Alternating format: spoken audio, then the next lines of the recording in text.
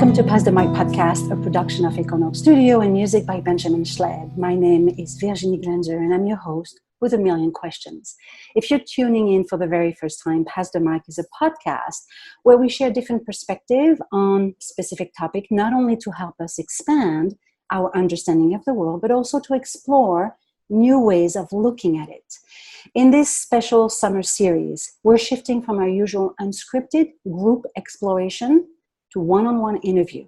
We sent 6 questions to our guests ahead of time and asked them to come prepared to share their answers. Today, I'm talking with Pdraig, and I'm sorry, you're going to have to pronounce your name. I forgot to ask you ahead of time. We were having such a lovely conversation. So would you mind telling me your name, because it's so beautiful? Pádraig or Tuama.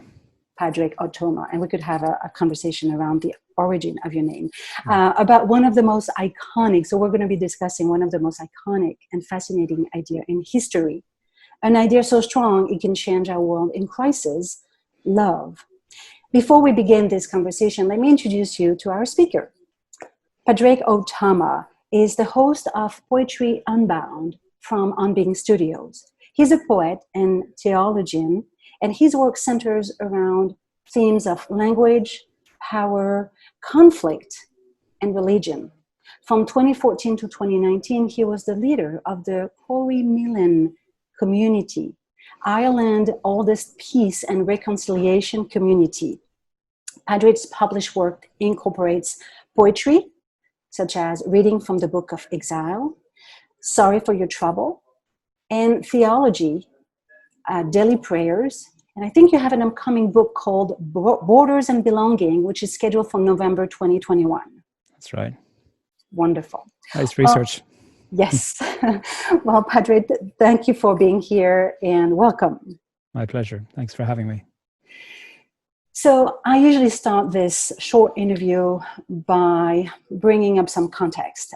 We're living in a time none of us ever expected to see outside a dystopian movie or novel. Because when our habits are disrupted, our jobs are disappearing, our relationships are tested, and our truth are questions, when everything has gone haywire and nothing makes sense anymore, all we have left is love. So Pdraig, can you define love for us? I was thinking about this as you sent the questions in advance, and there's a quick answer, which is no, I can't. And there's a less quick answer, which is just to tell you some quick stories. Because I think love is seen and observed rather than defined. There's a woman, Jo Berry, and her father was murdered by the IRA in a bomb in Brighton. He was a politician in the Tory party. And her father was murdered by the IRA in that bomb. And in the last 15, 20 years, she has gone on public speaking tours around Ireland and Britain and further afield too, with the man from the IRA who planted that bomb. And they're careful they don't use the word forgiveness. They're not really interested in forgiveness. They're interested in saying, how can this terrible, grievous experience and anger, how can they not let that guide them, but how can they do something in public that's different and surprising, that's creating a different present, and from that a different future. So that's a living definition of love. A friend of mine died recently in June, and I loved him dearly, and I have cried every single day. So that's a definition of love. And then another friend, Raymond, who I didn't know very well, texted me and said, Pádraig, I love you, and I'm sorry for your sadness. That's a definition of love. Couldn't do much, but he could do that. And I think of, in the United States, Michelle Alexander, who did a long historical and legal exploration into the Jim Crow laws and the ways that the current incarceration system in the US maintains some of those laws. And she wrote a book called The New Jim Crow. And that's the definition of love too, to expose and to seek to name the powers that are creating terror for people. So there's all kinds of stories of love, and those are some of them. I like this idea of love being an expression, an action. Very true. So going back to that context, unique context that we are living in, during this time of isolation and unrest, how do we as humans find love? What are your thoughts on that? So Part of me wants to always say that when we speak about a unique time, I'm not sure we are in a unique time. It's unique to people, to some people. Other people have been living through wars for a very long time, and this is just the latest definition of this. The refugee camp on Lesbos was burnt down the other day. Technically supposed to only have 3,000 people. It has 12,000 people. 3 died. And people in refugee camps have known unprecedented times for as long as there's been refugee camps and people seeking asylum. So I think there's, and it looks like every 100 years or so, there's a pandemic, and some epidemiologists have been saying we need to be prepared for this. They didn't know coronavirus, but they knew preparation. And so partly, I think one of the ways that we can find love is by paying attention to the people who give warnings. Sometimes they're artists, sometimes they're scientists, sometimes they're the people seeking asylum, sometimes they're the people shouting out about injustice. And I think that is a demonstration of love in public, to pay attention to those things. And then there's other things that we can do individually, of course, keeping in contact with each other. I've started writing letters to friends and sending them in the post. The Irish Post Office gave everybody in the country 2 free postcards and said, write it, put it in the post, it's free. And I got a few of them sent to me. It was so lovely just to get that. Of course, they could have texted or phoned or sent a message, but no, they sent a postcard. That was nice. I also think that donating in terms of blood, or in terms of organs, or in terms of money, or in terms of time, that's a form of love. And we can find all kinds of ways to donate. And listening, and then changing, and changing your mind, I think, is a magnificent form of love. When we hear something that we struggle with and pay attention to it and go, I have been wrong until now, that's a form of love as well. That's a lot to unpack. That's what you just described. There's so many things that we could dive into. It's wonderful. I appreciate the fact that you said that this moment in time is actually not unique. It might be unique to us, but it's certainly not unique for other generations. And that raises the question, why do we accept? Why don't we do something? Why have we never done anything? So removing our blinds, I think, is also a form of love. Wonderful. So let's be a little bit more personal with these 2 next questions. How do you personally, and you mentioned a few examples, but how do you personally experience love in your own life today? I suppose I think of friends who've been in touch, and people who I love. My partner's name is Paul, and of course that's an important element of love. We've been together 10 years, and he's a magnificence.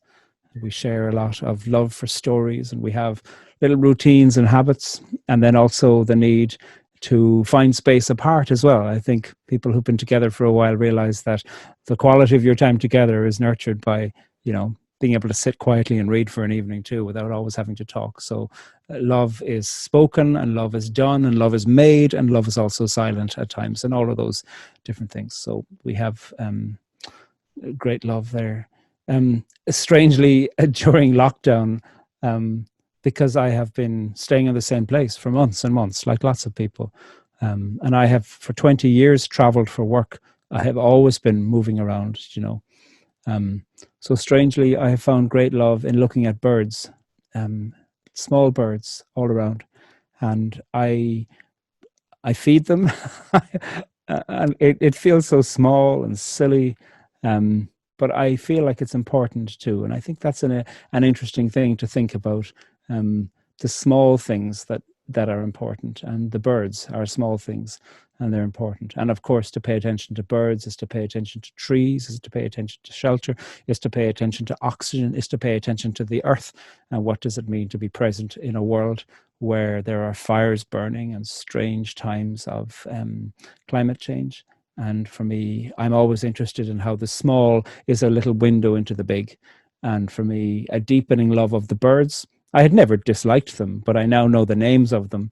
A deepening love of them has also contributed to a deepening anxiety about the question of trees, and the question of oxygen, and the question of environmental sustainability.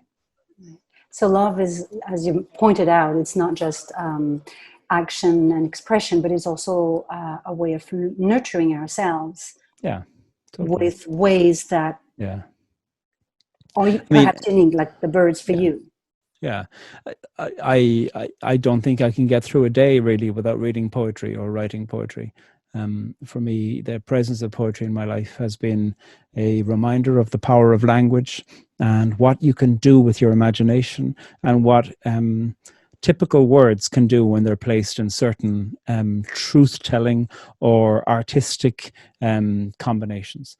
And for me, a demonstration about paying attention of love to yourself is making time for reading poetry, because I know that when I do that, I just breathe a bit better. It's not the perfect antidote or answer to everything, of course not, but it does help me to live my life a little bit better, tapping in to some kind of stream of poetry that keeps a part of my mind nurtured and a part of my life nurtured. And I think that keeps a part of love nurtured as well, to know that there is this horizon of language that lifts me to it, to tell the truth, to learn the truth, to change, and to be aware about what language can do.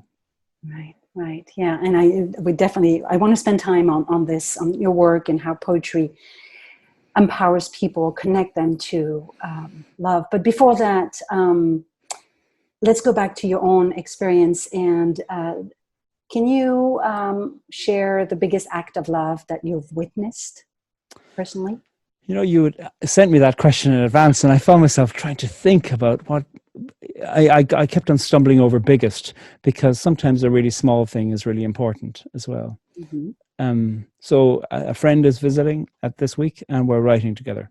That's really nice. And that's been a lovely connection. So my friend, my partner Paul, and I the other night sat around the table, and we each shared something that we'd written that day. And it was just a quiet moment of three men sitting around talking, sharing something that we'd created that day. But with each one of us, some of it was funny, some of it was really serious, some of it was in between. With each one of us, there was something really important and something meaningful. We're making meaning. And that was a very simple but really nurturing and sustaining experience of this last week. Yeah, I think that's the main one that I want to think about, because I like thinking about something that seems small and it's not important to anybody else, but it was really important for us. Yeah. That almost makes me think that the example that you gave was in the near past, close to the present. Do you feel that you're living through poetry or because of poetry in the moment present? Well, more than living in the past, like many people living in the past, remembering, or living in the future and having a focus and the future. Yeah. We'll go down another little pathway here, because I don't believe in the future because it hasn't happened yet. Mm-hmm. So the future can be many things. Unfortunately, we can predict it if we keep on doing in the present the things we've done in the past. So what I'm interested in is knowing the past and trying, where possible, to do something different and surprising and more loving in the present. And then something different might happen in the future. But if we keep on acting the way we've always acted, well, then the future is unfortunately predictable: war and environmental destruction. And I'd like us all to pay less attention to the future and to pay a lot of attention to, what can I say or do differently now? How, if I have been addicted to power, can I begin to change that? How, if I have been used to being at the center of things, can I move myself from the center? How, if I have been privileged by my entire life and my entire circumstance, can I begin to find new ways to hold that privilege for sharing rather than for hoarding? So those are interesting things for me about the present. They do require a knowledge of the past, but it doesn't require a prediction of the future, because I think the sacrament is now, and that's what we're being asked to do, something new, make a new sacrament of presence to each other. Right. That makes sense. So your biggest act of love was something personal and that had meaning for you. Yeah. Yeah, that makes sense. So let's focus on your professional life as a writer. we were having this discussion prior to recording it of how you used or how you're using poetry in your work. Would you mind telling us a little bit more about your work and sharing how you came about to use poetry in your work? Well, I have a few jobs. I'm self-employed. So the job that takes up a lot of my time with great love is presenting Poetry Unbound with the On Being Project. So the On Being Project is a media and public life initiative that seeks to nurture the human spirit and the common good by producing radio programs and podcasts, but by also supporting communities and being in conversation. It's a two-way conversation, not just broadcasting to, but also learning from and responding to. So I present Poetry Unbound, which is a short podcast, 12 minutes long, and it happens for 2 seasons a year, Monday and Friday. And we take, in every episode, one poem, and I read the poem, reflect on the poem, and read the poem. That's it. Really simple. And it's always the same, that format. It's beautifully produced by my colleagues, and we created it together too. So Liliana Maria Percy Ruiz and Krista Tippett were 2 people foundational in the imagination about what that program looks like. I contributed to it, but really they shaped so much of it, as well as the other colleagues. And it's this creation of collaboration together where we believe that offering a poem on Monday and Friday can help anchor people's week, can be a little ritual. And so I suppose I might read maybe 300 or 400 books of poetry a year in order to make sure to have lots of poems from which to choose. Obviously, we get permissions from the publishers, so that takes time too, and producing it all. So that's a great joy. I'm doing a PhD at the moment on poetry and prayer. And so that's a creative PhD from the University of Glasgow. So I'm spending a lot of time thinking about old prayers and seeing them in the light of poetry. That's nothing new either. I mean, there's an old book written in Irish 100 years ago called ADAA, meaning the poems of God. And it's full of hymns, all in the Irish language. And so calling prayer poetry is nothing new. It's something very, very old. What else am I doing? I have been working with an organization in Scotland called Vox Liminis, which means Voices on the Margins. And they do arts projects with people in prison or who have recently left prison, and use the arts to raise the narratives of that experience of being in, and also the experience of being released and what that's like. And so I've been working closely with some people in terms of writing poetry together to look at that. I'm poet in residence for a church in Manhattan in New York City, the Church of Heavenly Rest. So that's a 6-month residency that's just starting this week. I was supposed to be there in person, but obviously I'm not. But there's loads. I mean, there's some book projects as well. I've got a variety of book projects on the go. I'm always writing. So there's never an end to the work, but the work gives me life. So I love it. And what do you think, or why do you think that poetry helps others find, connect, or express love? What is it about poetry? What is it about poetry? It's such an interesting question. I'm so glad you asked it, because there's some people who turn to poetry because they've studied it, or they might teach it, okay, or they might write it, and so they know a lot of technicalities about it. But so many other people also turn to poetry intuitively from the spirit, because they feel the need for something that says, you matter, you're not alone. People write poetry when they can't find a poem that has been written for them. When I was 16, I sat next to my friend in chemistry class in school, and he had just broken up from his girlfriend, and they had been together for 6 months, which at 16 was a very long time. And in chemistry class, he turned to the back of his book and he wrote a poem. I never read it, of course, but I could see him next to me writing this poem, and he needed to have something to express his pain and his heartbreak, and it was melodramatic. They were 16 and it felt like the end of the world, and he turned to poetry. So many people do.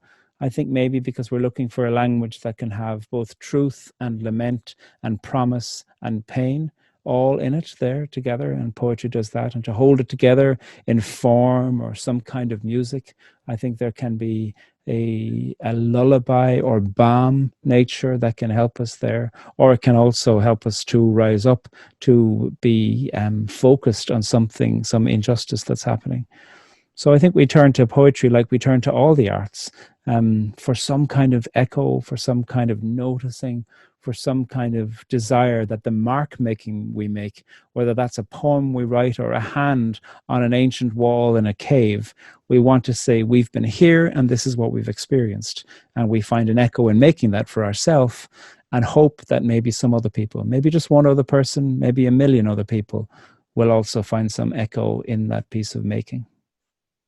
Interesting. Yes, poetry was for me a salvation. When I was going through a existential crisis, I was able to use poetry to express my own angst, and it was a relief. I definitely felt a relief. It's interesting how language allows us to express our emotions, and at the same time, as you mentioned, it could also be inspiring.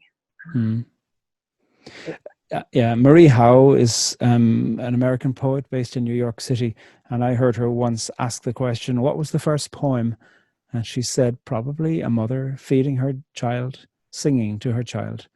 Dum, da, dum. You know, there's the da, da, da there. There's the There's the fact that we, in the midst of having nothing to say, often use sounds that have some kind of percussion, some kind of music, some kind of rhyme, and some kind of space in between it. It's saying much more than it's saying. And that might have been the first poem. We don't know. It was never written down. Writing hadn't been invented. But we have been turning to poetry ever since that first woman sang that first poem to someone she loved. It's beautiful. And there's definitely, like in music, we know there's a rhythm, there is a sound that comes from the word. And I think when you read a poem out loud, it has an effect that is really a lot more powerful than if you just read it in your head. Yeah, there's been a long association between music and poetry, and in some situations you can find the same word used for lyrics of song and a poem on the page and a hymn and a prayer. In Irish, you can use the word dawn for poetry in a variety of different circumstances. So yeah, it's we do so much to turn to that, and it turns to us as we do it. Right. Have you seen an increase of interest and desire of people with poetry in the past few years? Well, I hear so, but I'm always suspicious about how we describe what's happening right now, because I'm never entirely sure that we're entirely right. So, yeah, I mean, poetry sales in Great Britain across the water, poetry sales there have really increased. So from that measurement, that's the case. And I think in the United States too, that there has been an increase in the selling of poetry. Magnificent. And I think that's fantastic. That's only one measurement about poetry. It's not to say that people haven't been turning to poetry for a long time. When you look at so many school curricula, depends what country you're in, but certainly in Ireland, we were learning 2 poems off by heart every single week from the age of 5 to 17 in different languages, Irish and English.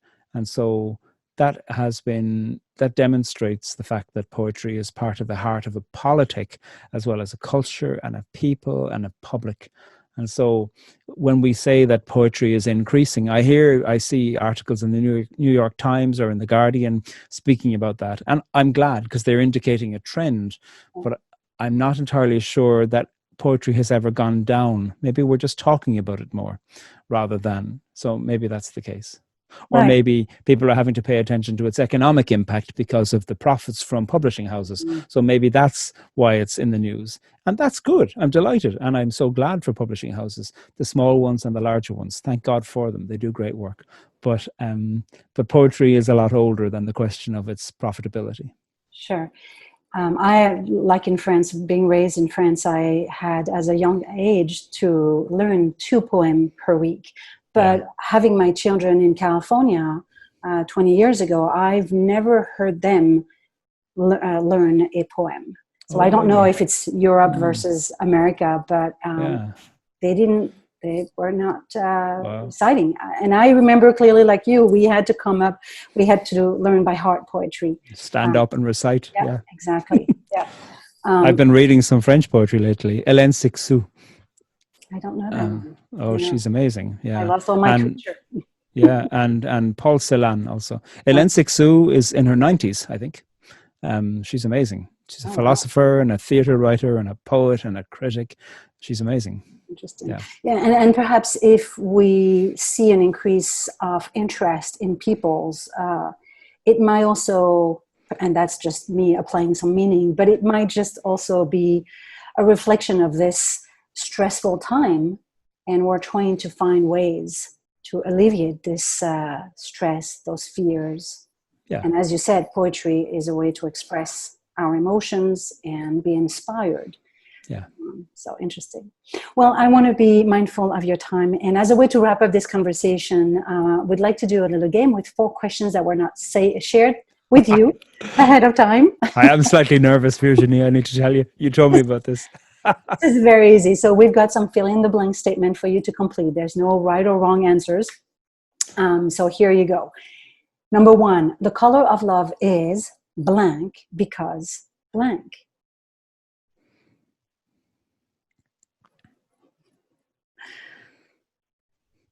The color of love is wide because it is important. I love it.